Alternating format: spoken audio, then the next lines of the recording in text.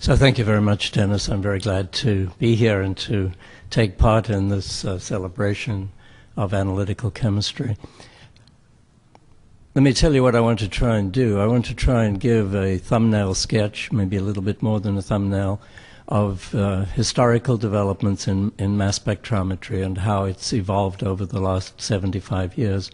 And then for the second part, I want to talk about the current status, as I see it, of mass spectrometry, how it's changing very rapidly, and what the future holds. And the "and more" in the title refers to two periods. It refers to the fact that mass spectrometry had its roots in other subjects, particularly in physics, that for a long time it was really a branch as much of physical chemistry as any other, that for another long time it was very much in the realm of organic chemistry. And as we've moved forward, it's retained the analytical flavor, both qualitative and quantitative identification, but it's also spread very deeply into biological sciences, into medicine, and these trends, I think, are continuing. So, quickly by decades, in the 1930s, mass spectrometry was really a part of nuclear physics. The instrumentation was sector instruments. There was a lot of interest in high-resolution mass spectrometry, and the only ionization method for molecules was the electron ionization experiment.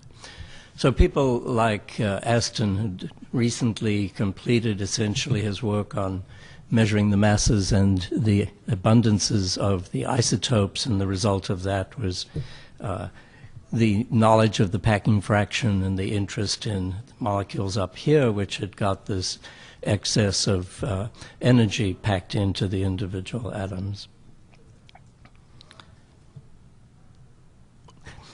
So I said high resolution was the instrumentation which was of most interest, and here are two high-resolution mass spectrometers, one of the Matter-Herzog geometry, which had a focal plane. The ion source generated ions in Herzog's work. Sometimes these were spark source, so these were elemental, but also organic ions. And then you had the separation of the combination of the electric sector with the magnetic sector, giving rise to an imaging plane for the detector. And this is the also well-known Near-Johnson geometry, which was also used for high resolution. And I throw this in just to remind people that the age of sectors, the age of building large mass spectrometers, the interest in focusing, and so on is by no means over. This is an instrument at Darmstadt, and there's a scale here where this would be about 2 meters. But these kinds of instruments now are used to measure the masses of short-lived isotopes. If we go into the 40s, then mass spectrometry began its analytical state with the analysis of petroleum. The first commercial instruments were built for petroleum analysis. This was before gas chromatography was used for that purpose. There was an interest developed in spectrum interpretation for organic molecules, and the discovery of metastable ions led to interest in fragmentation and ultimately in tandem mass spectrometry. So if we illustrate that briefly, this was the era when petroleum cracking was followed by recording a mass spectrum. That's also continued. This is a more recent data from Alan Marshall, in which you look at a crude oil and then take a small region from that crude, and then take a small region from there, and then take a small region from, in fact, looks like a single peak. This is 475, this is 480, and so you can see the complexity, of course, if you keep increasing the resolution. The discovery of metastable ions illustrated here. Here's a mass spectrum. Everything's beautifully focused. And then here and there you see these very broad peaks, which correspond to dissociation with release of energy. So M1 goes to M2 plus M3. And the metastable peak occurs at some non-integral position. So first thing to do is to remove those, and the second thing to do is explicitly study them in what developed over the next 10 years or so into the MS-MS experiment. There was a period when thermochemical determinations were of major interest in mass spectrometry. Ion molecule reactions were of interest. Ion traps were invented in the 50s, and the first mass spectrometry societies were formed in 1952, what was now the International Mass Spectrometry Society and also the Japanese Society. So the thermochemistry came about because of the possibility of studying equilibria, but it also came about because of being able to look at appearance energies, the energy required in electron impact to fragment, or ionization energies, the energy required to ionize molecules. And as long ago as this period, the 50s and into the 60s, you had people building really large complex mass spectrometers like the one illustrated here, which was Tiernan and Futrell's instrument. And this instrument had an ion source, electric sector, magnetic sector, another electric sector, and this is the region that mattered because all of that was done to mass select and to bring ions of very low energy into a reaction chamber. This wasn't for collision-induced dissociation, it was for ion molecule reactions, and then to characterize the products. This interest in ion molecule reaction, which is very much a sort of a pure chemistry subject, was inspired by the observation of CH5+ by Victor Tell-Rosa, and that was a controversial molecule for a very long time, the existence even of CH5+. And I mentioned that ion traps were invented about this time. This is Wolfgang Paul.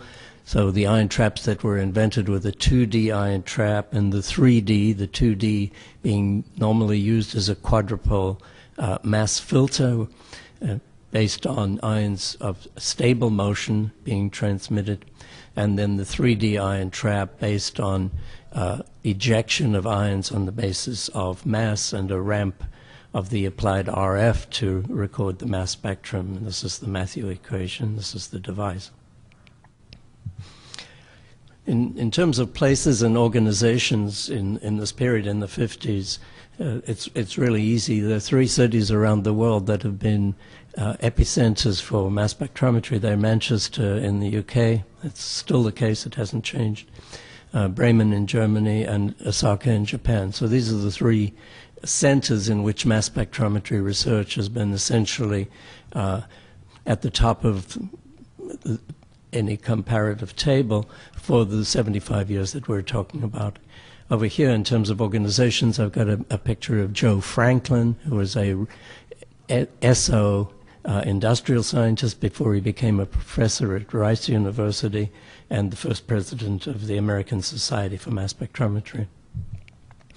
So moving quickly then to the 60s, interest in ion structures and in kinetics. Also the development of chemical ionization as another ionization method that allowed you to control the amount of energy and hence to be able to get molecular ions, which you couldn't always get in electron impact. People that were involved, Carl Djerassi, who's at this meeting, some of you will have heard him on Sunday, very much involved in understanding structure spectrum correlations. How do mass spectra arise? What's the nature of the chemistry? And one of the reactions that Djerassi studied and in fact named is this McLafferty rearrangement, and he named it because McLafferty studied it even more intensively and reported on it as maybe the best known reaction in mass spectrometry. This isn't, in fact, the physical chemistry. This is the organic structural chemistry. The physical chemistry was also being studied.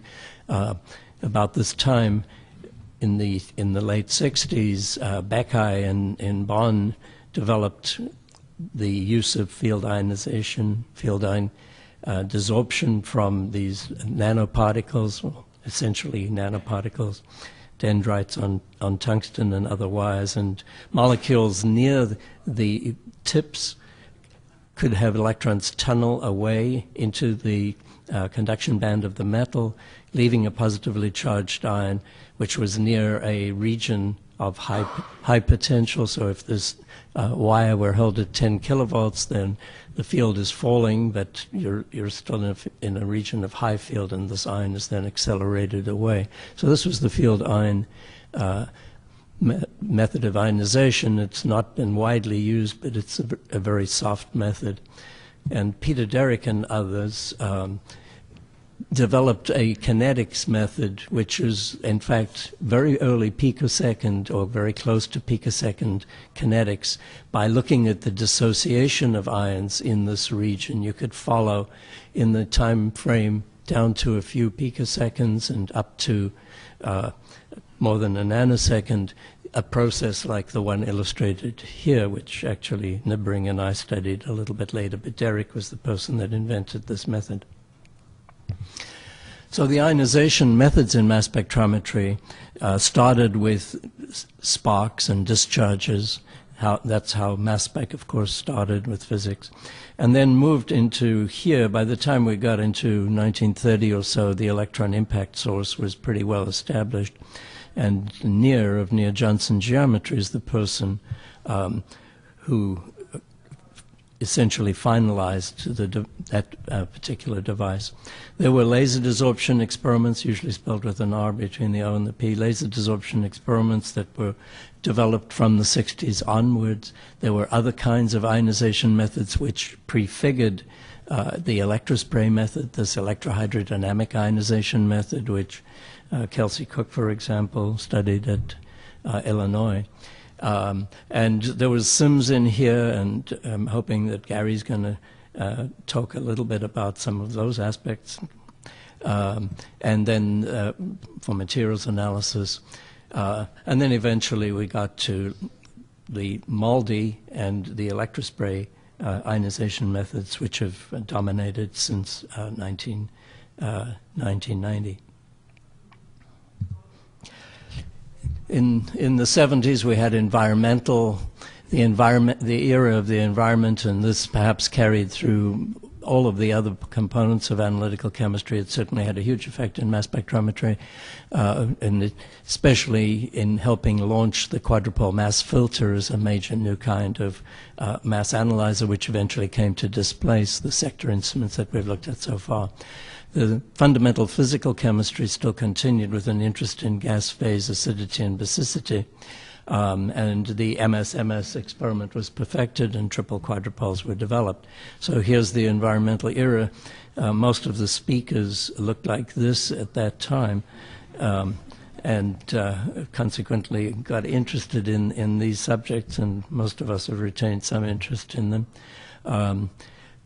This is really important chemistry which John Brauman developed in the early 70s. This was the proton transfer chemistry and gas phase acidity and basicity, which the organic chemistry community could scarcely believe that the order of gas phase acidity and basicity in solution were so dramatically different from that in the pure gas phase.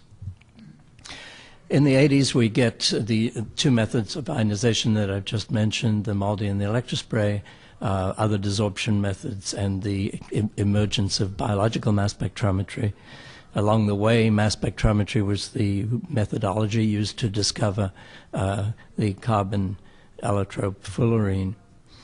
This is one of the desorption methods, and not sufficiently celebrated, the work of Ron McFarlane, using plasma desorption, a californium fission fragment, in order to ionize delicate biomolecules. He chose, rather than working on peptides and proteins, to work on these complex polyhydroxy compounds, and in this case, these toad venom compounds. This is really brilliant early work. He developed the technique, invented the instrumentation, commercialized the methodology, studied it widely, used time of flight, first substantial use of time of flight for biological molecules. And then very well known, of course, John Fenn's work on electrospray, and this is one of the first examples that caught the attention of the community and analytical community. At the same time, peptides, which had been of interest for the previous two decades, 2 to 3 decades actually, and had always been a goal, were now successfully ionized in a series of competitive experiments, in fact, launched by the Protein Society, and Don Hunt was a student of Klaus Biemann. But Don was the person, I think, at this time who pushed this subject most successfully. And here's the famous carbon mass spectrum showing carbon-60, carbon-70, and carbon-84 doesn't show up on this sort of signal-to-noise scale. In the 90s was an age of miniaturization of imaging and, of course, this march towards higher and higher mass. So miniaturization, this is actually from, I think, 89. This is a little ion trap mass spectrometer that we built. This is a little bit of a high throughput multiplexed instrument. The march to very high masses has included protein capsids, viral capsids, for example, and here we're dealing with 13 million. And there's phenomenally impressive work being done by Carol Robinson and others, Albert Heck and Carol, on protein machinery, protein complexes. Okay, so that's the sort of historical sweep of mass spectrometry over this period. And what I want to do the rest of the time is talk about the way I think the subject is likely to develop in the future and give you some illustrations of that. And so the first point is that mass spectrometry is incorrectly or confusingly named because the experiments in the subject is not primarily about mass, it's really about a form of matter, and that form of matter is ions. And it isn't a type of spectroscopy or spectrometry even, certainly not a type of spectroscopy, and sitting and measuring intensities is something which is common to all science. That's measurement. So we will always continue to use the words, but I think we could find alternative meanings. And maybe an alternative definition. This is the definition that I've been using for a while, that mass spectrometry is the science and technology of ions in any phase, and the science includes the fundamental physical chemistry, the analytical chemistry, and the various fields of application, the geo and the bio and so on. And if that's true, then one might want to proceed a little differently to the way we've done so far. And these are my suggestions for how we should proceed. We don't always have to take the sample and put the sample in a vacuum system and proceed from that point. In fact, we should avoid working in vacuum to the extent possible. I'm not suggesting you can do mass analysis without vacuum, but you can sure do detection, and you can sure do ionization, and you can do ion molecule reactions and a wide variety of other things. Wherever possible, just in terms of efficiency and moving the experiment out to an in situ way, we should avoid sample preparation. And I'm not going to say too much about that here, but minimizing sample preparation to the extent that you can is going to be a useful adjunct to mass spectrometry. And then the subject is deeply intertwined at the moment with analytical chemistry and should remain so. But we should also do synthesis.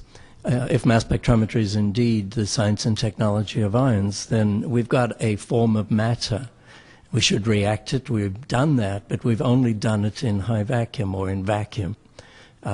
So ion molecule reactions are just as interesting in air as they are in vacuum, probably more interesting.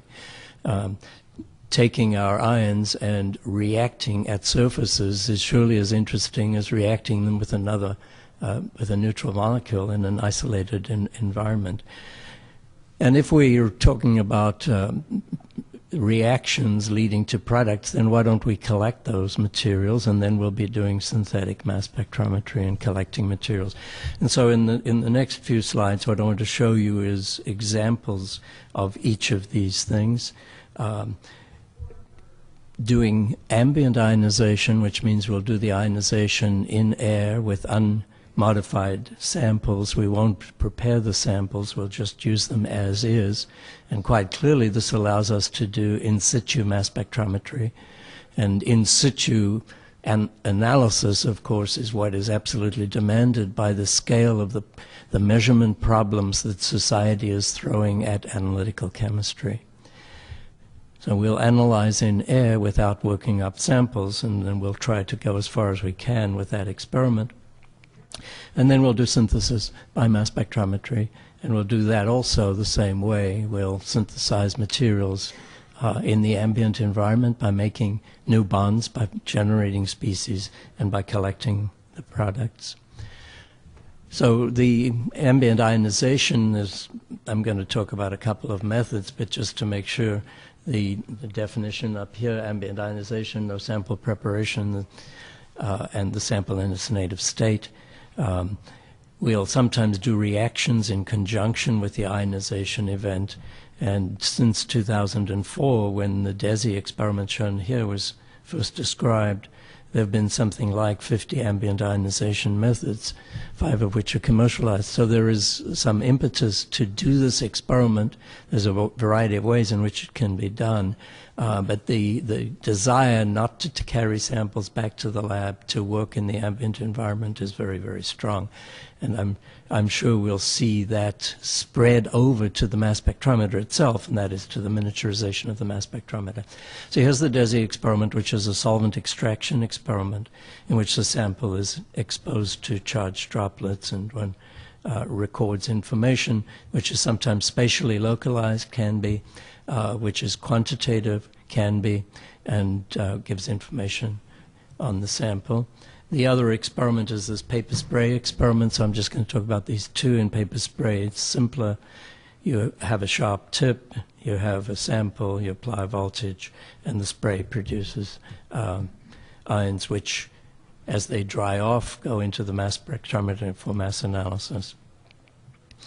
Okay, so a couple of examples. This is the produce aisle at Marsh supermarkets, and if you take your mass spectrometer there, then you can do various things.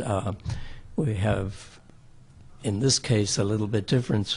If you've seen a video that I've shown before, that's not the same experiment. This is an experiment now where we take a little part of the produce. You can think of it as a leaf or a piece of the skin or a piece of the fruit, and clip that to a high voltage supply. Clip that to a high voltage supply. And if this is the fruit itself, you don't do anything else. And if it's dry, you might add a drop of solvent. And that's all you do. And having done that, you record a mass spectrum. And you do that on this fruit over here and on this fruit over here, and you get these two different spectra. And this one was labeled organic, and this was not labeled. And so these two spectra actually look very similar. There's two peaks, these two, which are present in the non-organic and not in the organic, and this method allows you to see pesticide residues, which is what these are, at appropriately low levels, and with appropriate means regulated levels, and within the range of quantitative accuracy that's needed for that. You can do the same experiment if you want to check the bacteria on the apples, if you want to find out if they do. And we do an experiment called touch spray, where you touch an object, which could be the same piece of paper, but it could also be a metal object like this. Touch it against the fruit or the vegetable or the petri dish with the culture in it, and record the mass spectrum. And this is the negative ion mode. These are Citrobacter. These are two different species, but they're closely related, but very different in the mass spectra. And so Ahmed Hamid has gone through and done dozens of these detection, identification of bacteria just by a touch spray. So this is a 10-second experiment. And if you've got the appropriate library, then you can identify the bacteria that way. The most valuable application of this kind of spray is the case in which you just spray from paper, so we call this paper spray. And in these experiments, whole blood is being used, so this is again minimizing sample workup. It's point of care. It's point of care with a large mass spectrometer. You have to move the paper to the lab. With a small mass spectrometer, you do the whole experiment at the bedside or at the point of care at the doctor's office. So again, it's a very simple experiment. Whole blood, no workup, apply the potential, here's the spray, let that spray go into the mass spectrometer, and this is the kind of data that you get. This is for one of the anti-cancer drugs in whole blood. Concentrations go down right through the therapeutic range. This is Zheng Yang, who's my colleague and collaborator on almost all of the things that I'm talking about, and certainly on paper spray and miniature mass spectrometry. So here's the experiment. You prick the finger, which allows you, by touching the paper, to load the sample, apply the high voltage, we just saw that, apply solvent and acquire data. And then this would be the type of miniature mass spectrometer that would be used. And the data from this is within range of RSDs that are required by FDA and cover the biological range of interest for these samples. So I'll just show you a little bit more detail on the quantitation. So this is nanograms per mil, and it's well below 1 nanogram per mil. Well below 1 nanogram per mil. And then the imprecision down here and the accuracy. So the imprecision is less than 11%. The accuracy is within plus or minus 10%. Both of those are good numbers. In fact, you get the same numbers if you do HPLC, MS in a much longer procedure in terms of precision and dynamic range. Okay, so this is one of the other things we've been concentrating on, and getting the mass spectrometers of the appropriate size for the task of getting out into the field. And so a couple of years ago, we had this total system, 4 kilogram mini 11 mass spectrometer. And this is a reconfigured, somewhat different. The electronics certainly very much different. It's a backpack mass spectrometer, and this is the ion source over here. And this is the hardware. And I'll show you some data. So this is the ion source. This is an MS experiment. This is cocaine selected and the fragmentation. And then the fragmentation of the fragments, so protonated cocaine 182 and further fragments. So the signal to noise is excellent. The resolution is adequate. This is Paul Hendricks, who's the principal author of a paper that has just been submitted to Analytical Chemistry that describes this instrument. The spray methods could, Peter, could you tell the time? How much time do I have?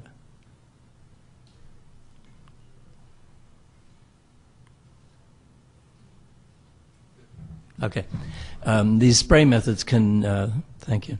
The spray methods can also be used in an imaging mode. And so here we're spraying solvent at an object. And in these pictures over here, these are rat brain or mouse brain sections. And these images are taken by scanning the solvent. In some cases, solvent that does no damage to the 10 micron thick tissue section, and recording mass spectra at every point, and then recording in the color code either the intensity or the nature, depending on which experiment we're looking at, of the lipids that are seen when you spray organic solvents at tissue sections. So the whole experiment would be shown here, in which you'd take a tissue section and then scan across that. And this is a case in which we're looking at tumor and normal tissue and characterizing a particular ion, 885, with the color here showing intensity. So this particular lipid is high in the tumor and low in the normal. We obviously don't use individual ions as biomarkers. We use a pattern of lipids as a biomarker in this work. And so the application of this experiment that is of most interest at the moment is some joint work being done with Natalie Agar, shown here, and her colleagues at Harvard Medical School, Brigham and Women's Hospital. Livia Eberlin is the student that was involved in a lot of this work over the last several years. And Allison was involved, in fact, even before Livia was. So this is our part of the team. This is the Harvard part of the team. And the job was to start looking at human brain cancer and to try to use mass spectrometry to provide information on the state of that tissue. So the normal procedure during brain surgery is that small tissue sections are excised. And if there's any question, then a sample would need to be taken to the pathologist, and that means that the operation ceases for a while. There's a 20-minute wait. There's an H&E stain, and then the pathologist sends back results interpreting data like this with all the skill of a pathologist and the years of experience. So the same tissue section can be examined point by point or in a more integrated fashion by mass spectrometry. And at any point, what you would get would be a spectrum that might look something like this. There's a set of ions at low mass, which correspond typically to fatty acids. There's sometimes fatty acid dimers at intermediate mass. And then there's lipids, always complex phospholipids up here, which occur in different intensity ratios. And since there's several dozen of these, even if you do unit resolution, you can have patterns which are characteristic, and that has proven to be the case. Characteristic of the type of tumor, characteristic of the stage, and characteristic of tumor cell concentration. And so, having looked at a lot of those particular samples as verified by pathologists, we were able to create a library which could be read automatically, and unknown tissue could then be, a mass spectrum could be taken, and that mass spectrum could then be compared with the library, and automated interpretations could be read out. And that's this third line. And so there's a lot of bioinformatics that's involved in going from the simple mass spectrum here, or indeed the thousands of simple mass spectra, to the output. So in this region of interest, some defined region, questions are asked about the grade of the tumor, and answers come back that the turquoise region is grade 2, that the brown region is grade 4. This is essential information. It's not the only essential information about the nature of the tumor, about the tumor cell concentration. So this experiment has recently been done during brain surgery at Harvard, Brigham and Women's, and it's allowed interventions to go a slightly different way than they might otherwise. So this is not, there's no permissions available to base the treatment on this, but it certainly is a supplementary guide.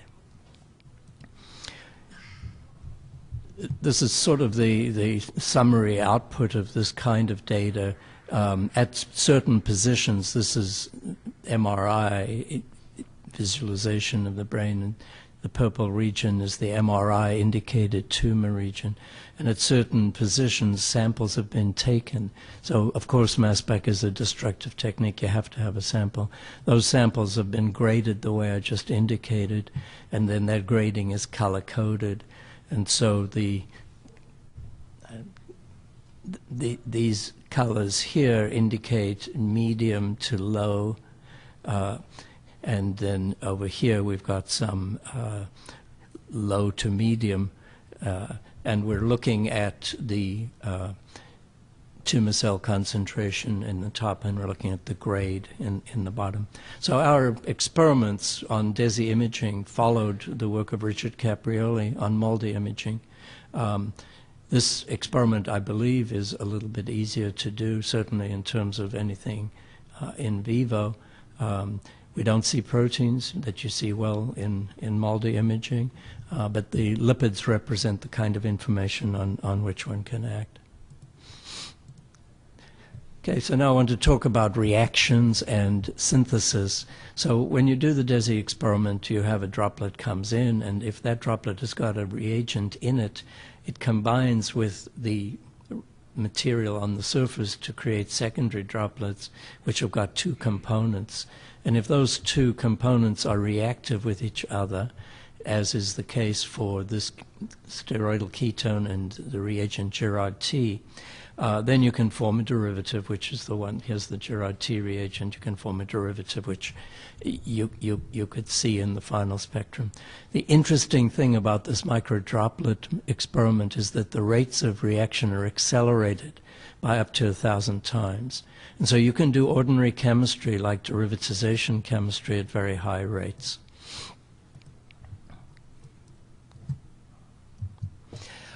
That allows you to explore organic chemistry very quickly. So this is now paper spray. It's not DESI, but it's the same principle. So on paper, you can mix in a reagent with various other reagents. So this is a pyrrolium cation, and you can look at its reactivity. You can imagine this is an organic lab, and you do all of these species. It takes you a few seconds to do each. You add a small amount of aniline, butylamine, and so on to your solution, spray and record the mass spectrum, and you get product ratios which are completely different, 99 to 1 and 1 to 99 for the paramethoxy and the orthonitro compounds. And these are substituent effects that everybody learned in sophomore chemistry. This is what happens, except that you're getting all this information in the open air with a very simple mass spectrometer in very short times. So we would like to make more products. We'd like to synthesize on a larger scale. So this is a bulk scale experiment looking at benzaldehyde reacting with Gerard T. There's almost no reaction occurs.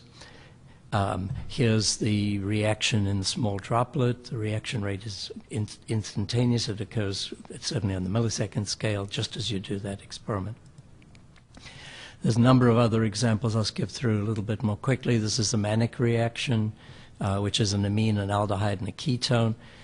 Now we're just throwing the solution onto a surface and allowing it to evaporate, and in other words, doing drop cast. Abram Badu Tiawa was the person who did these experiments. The drop cast, here's the product, and after in the bulk, after quite a long time, there's no product. So we've increased the reaction rate. So then what we would like to do is to go further. I'm going to skip that one. We'd like to collect the products. On the way to doing that, I want to show you how we can follow reactions. So this is an online reaction monitoring experiment done with an experiment called inductive electrospray. Here's the reaction here. So this is an amine and an aldehyde, and we're condensing to form the amine and going on to do a reduction to form the amine. And you can follow this reaction in detail as you do the experiment. And another case where we do palladium catalyzed hydrogenolysis, an aldehyde goes to a methyl group. You can see the precursor plotted out separately. The various intermediates, the time resolution is just a second or so. Then you get to the next intermediate, the third intermediate, a product, and an isomeric product, which ends up by being the final product. All this information tied back to a reaction mechanism. So this is analytical chemistry in a very different sort of a way. It's an attempt to help organic and inorganic chemists who are doing synthesis. And this is Shinyan's work. So now about the synthesis. This is Thomas Mueller's work where we're making new carbon-carbon bonds. So we're doing a spray here involving a ketone and an aldehyde. This is a Claisen-Schmidt reaction, base catalyzed, 2.5 minutes, and we collect in 92% yield. We're now on the milligram scale in terms of doing the synthetic chemistry. We can scale up the paper spray experiment as well. Here we're doing this pyrrolium ion reaction in which we convert the oxygen heterocycle to a nitrogen heterocycle using an aniline.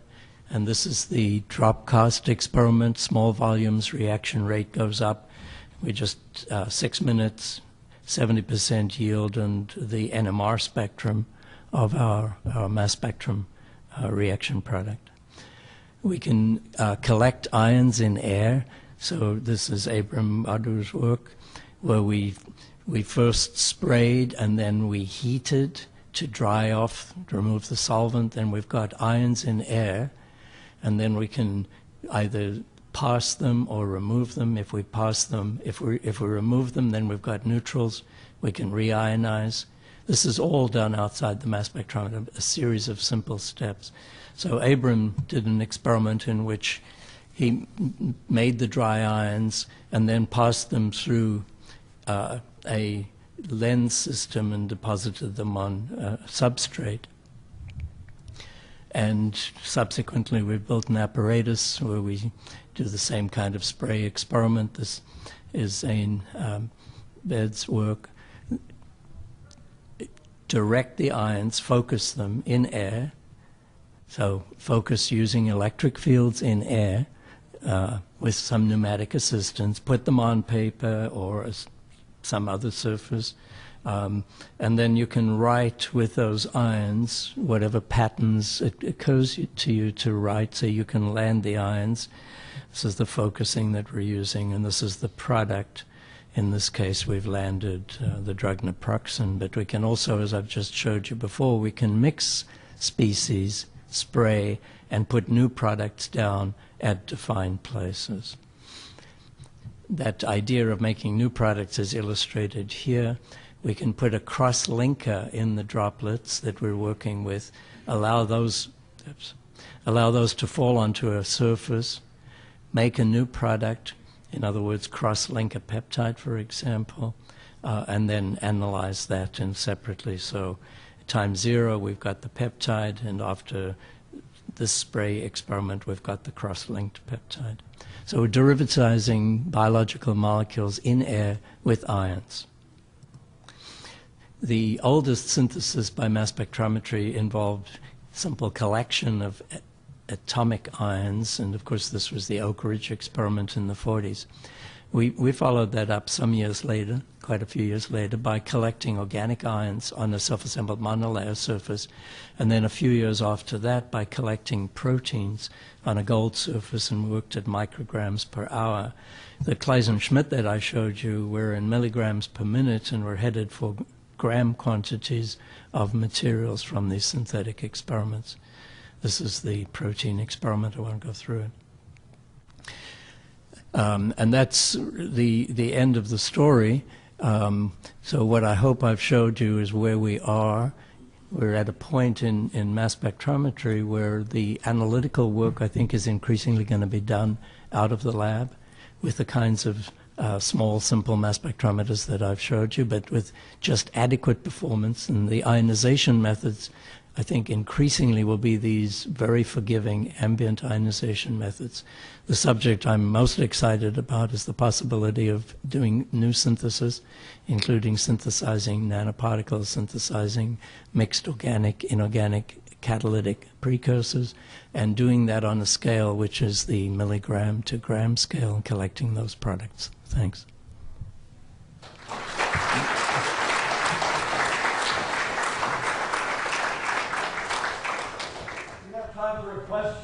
two in the audience. Anybody? Way over here, yes. Speak up.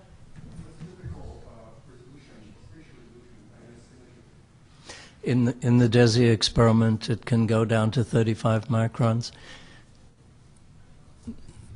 It's more normally 200 microns. But of course, for the types of applications, this is not cellular biology, so the types of applications fit very well. One more question?